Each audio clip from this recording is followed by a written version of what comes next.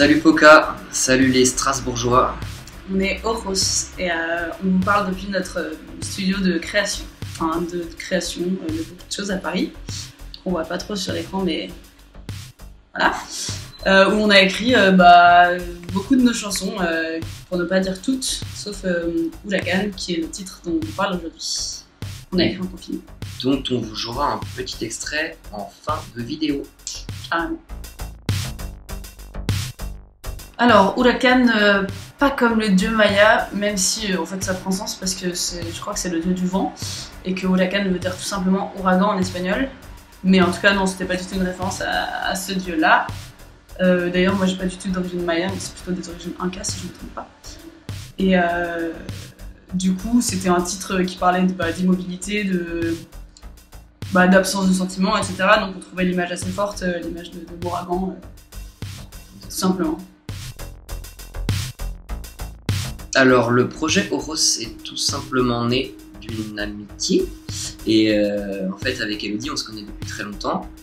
On avait un projet musical ensemble avant qui s'appelait Litou et on a vécu de très très belles choses avec ce groupe, c'était une très très belle expérience et on en arrivait un peu à un point où on s'est dit qu'on avait envie de réécrire un peu une nouvelle histoire avec une nouvelle identité pour raconter de nouvelles choses. Et que c'était le meilleur moment pour le faire. Et on est très heureux de vous présenter notre projet Oros qui est né il y a très peu de temps parce que notre premier morceau Oulakan est sorti il y a une semaine à peu près. Et voilà, on est très très heureux et on a hâte de la suite parce qu'il y a de belles choses qui vont arriver malgré la situation actuelle. Mais on touche du bois et on est plutôt confiant. Alors en fait, je pense que le but de ce titre et de ce clip, c'était pas nécessairement de mettre en lumière les séquelles du confinement, même si il a été créé pendant cette période. C'est juste que ça a rejoint un peu de choses, c'est-à-dire un peu effectivement la situation qu'on était en train de vivre et les émotions que ça pouvait nous procurer, et aussi les émotions que Elodie avait envie de transmettre à travers le texte. Et ces deux choses se sont rencontrées et ça nous a permis de réfléchir au clip et ce qu'on avait envie de montrer. Donc c'était un peu deux choses différentes à la base qui se sont rejointes, c'était assez intéressant. Et du coup, oui, on a aussi tiré du positif de cette période énormément en fait, parce que ça nous a permis de faire des choses qu'on n'a pas forcément l'habitude ou le temps ou l'idée de faire tout simplement en temps normal, comme toutes ces covers qu'on a fait déjà tout seul et puis aussi avec des potes. On a fait notamment une cover avec Kezaria, qui est un groupe tout droit venu de chez vous.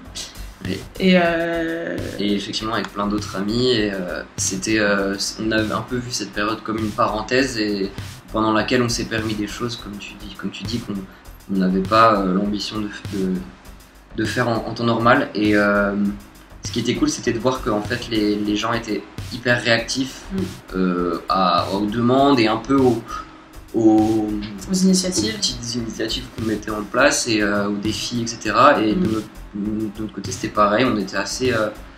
On était plutôt contents de. Voilà. Ça nous a permis de faire pas mal de trucs collaboratifs, je pense notamment à la playlist qu'on avait faite sur une reprise de Cabrel où on avait envoyé des petites pistes de guitare et de voix à des gens pour qu'ils puissent faire un peu leur sauce à partir de ce qu'on leur envoyait. C'était hyper cool parce que du coup, on s'est retrouvé avec.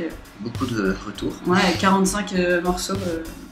Ouais, c'est vrai. 45 versions différentes de ce morceau-là, ce qui était chouette. Ouais, on s'y attendait pas forcément, et pour ça c'était très intéressant. Et puis un autre truc positif de ce confinement, qui rejoint la question d'après, c'est que du coup on a pu écrire ce titre, Oulakan, pendant le confinement, qui nous a demandé de nous adapter un petit peu, certes, parce que c'est vrai qu'on n'avait plus forcément l'habitude d'écrire séparément. On avait un peu instauré ce truc-là quand on avait initié le projet Oros. D'écrire toujours ensemble parce que en fait déjà on est voisins à Paris, donc ça facilite pas mal de choses et aussi parce que c'était un peu la ligne directrice du truc et du coup on a dû s'adapter. À la fois c'est quelque chose qu'on avait l'habitude de faire avec Olitou. C'était presque un retour aux sources et un truc hyper un peu organique dans la conception, c'est-à-dire qu'on était on l'a fait avec très peu de moyens et c'est ça qui était assez intéressant parce qu'on s'est dit on n'a pas d'autres moyens de le produire, de le concevoir, donc en fait faisons avec les outils qu'on a à disposition et essayons d'être le plus efficace avec ça. Oui et non, pas au début parce qu'on était très attachés vraiment à la langue anglaise qui représente personnellement 90% de ce que j'écoute. Aujourd'hui, c'était aussi, on avait commencé la musique comme ça et dans cette volonté de faire des choses qui nous parlaient, donc forcément au départ on partait clairement sur de l'anglais. Et puis on avait un peu initié le truc à l'époque avec Colito, on avait écrit un morceau qui était mi-anglais, mi-espagnol. Et c'est vrai qu'au final, on trouvait hyper intéressant le mélange et à la fois la façon de pouvoir exprimer les choses. Et moi j'ai grandi, en fait je suis d'origine chilienne. J'ai grandi avec une mère qui m'a toujours fait écouter des classiques sud-américains que j'adore encore aujourd'hui, qui me parlent énormément. Ouais, il y a la mélodie, la musicalité de la langue en tout cas qui est hyper intéressante à travailler et que moi je connaissais beaucoup moins du coup, mais pour laquelle on est beaucoup plus attaché depuis un petit temps maintenant. Et c'est venu un peu par étapes aussi quand on a commencé à écrire un premier morceau qui était mi-anglais mi-espagnol. Puis on s'est dit en fait c'est hyper intéressant ce truc d'espagnol, pourquoi on l'a jamais exploité, donc on a fait de plus en plus de morceaux en espagnol. Et de fil en aiguille, le projet est devenu un peu plus varié. Et puis c'est vrai que du coup on a beaucoup de choses en espagnol, on a aussi quelque chose en anglais, en français. Donc ça va être peut-être un mélange de plein de cultures, mais c'est ce qui nous intéresse aussi. C'est toujours hyper délicat de parler des paroles des chansons parce que souvent on les écrit justement pour extérioriser des choses dont on n'a pas forcément envie de parler. Le titre aborde effectivement l'incapacité au sentiment, plus que l'incapacité au sentiment, il aborde la froideur, je pense, c'est un sujet qui me touche et sur lequel j'avais envie d'écrire depuis très longtemps parce qu'il correspond à différentes phases de ma vie que j'ai pu traverser à certains moments.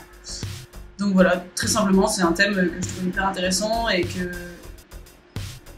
c'est aussi un thème sur lequel je trouve qu'il y a beaucoup de travail artistique à faire parce que justement mettre des formes sur quelque chose d'aussi froid, c'est quelque chose que je trouve intéressant.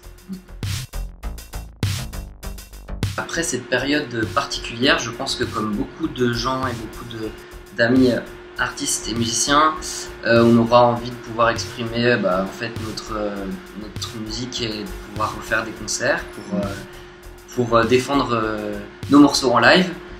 Même si on sait que ça va pas pouvoir être le cas tout de suite, mais en tout cas on se projette dans notre cas déjà d'une certaine manière pour pouvoir pallier à ce truc-là, donc entre autres avec par exemple des live streaming, des choses comme ça, même si on sait que ça remplacera jamais un concert, mais je pense que voilà, c'est le premier truc qui nous manque. Et puis aller voir des concerts aussi quoi. Je pense que ça aurait été Kevin Parker de Tame Impala. Parce qu'on a tous un peu vu ses vidéos de son studio au bord de la mer en Australie, ça fait plutôt rêver et ça a l'air d'être un mec hyper cool.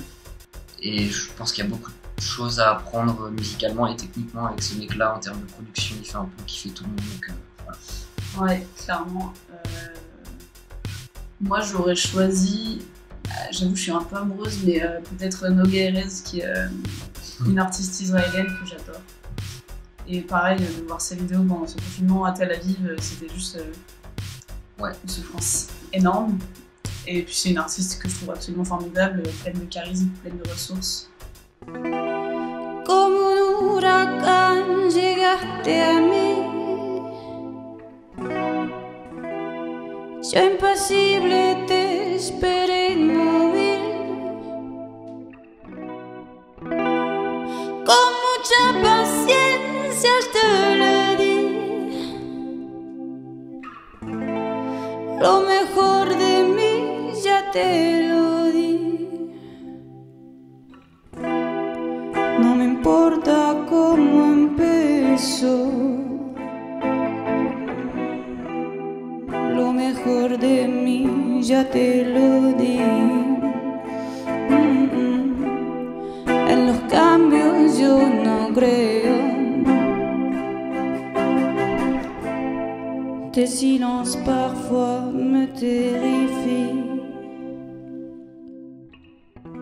No siento pena, pero tampoco siento amor, y no volveré nunca a olvídame, por favor. ¿Qué quieres que diga? Cualquier cosa te hiere, mi amor. No soporto ser fuente de conflicto y de dolor. Y entre las luces te llevé. Huracán, no llores, te avisé. Ya seguiste igual y te engañé. Fui yo quien pagó el precio y no alegué. No me importa cómo empezó. Lo mejor de mí ya te lo di. Y si al final te perdono,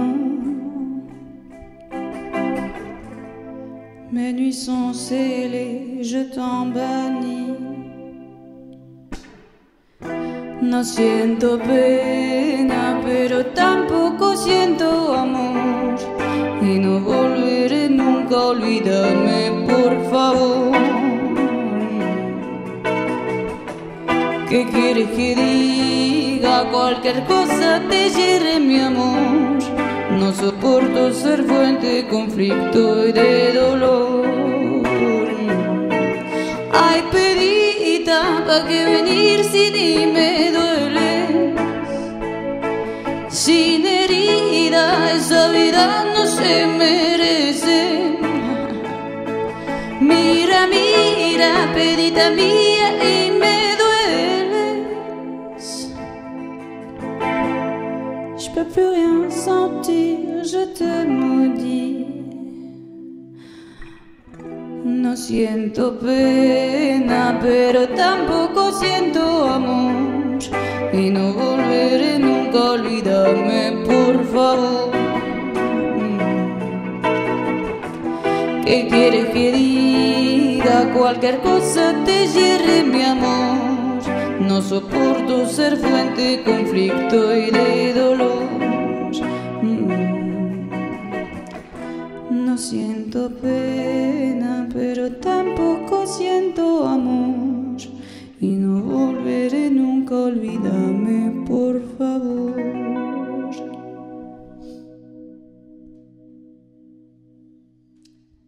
Eh bien, merci beaucoup à tous. Merci Poca et à très bientôt. À très vite.